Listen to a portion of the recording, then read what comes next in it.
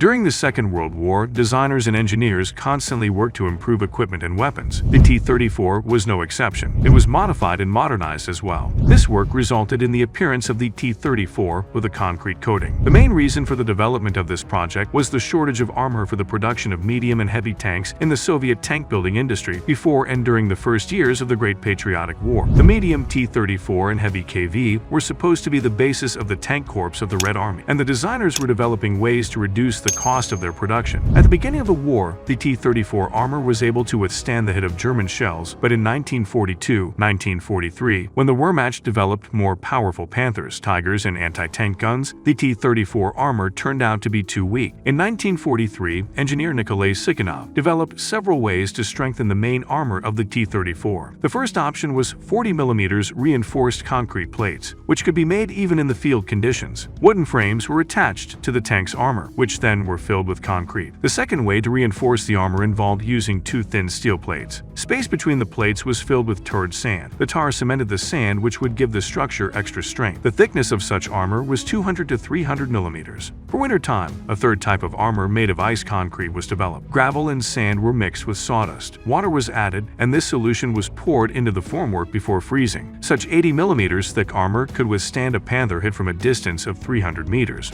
All these types of armor proved to be effective during the tests, but because of their massiveness, they added to the already bad view from T-34. The crew became practically blind. The increased weight of the tank worsened its maneuverability, and the attached armor significantly complicated its maintenance and repair. The load on the engine and transmission of the tank also increased. The resource of the units decreased, so it did not go further than developments and prototypes. Reinforced concrete for protecting their equipment was also used by other countries, such as Germany, Italy, America, England, and others, but numerous disadvantages prevented the mass use of this technology. What do you think? If tanks with such exotic armor were put into mass production, how successful would they be during a real battle compared to conventional T-34s?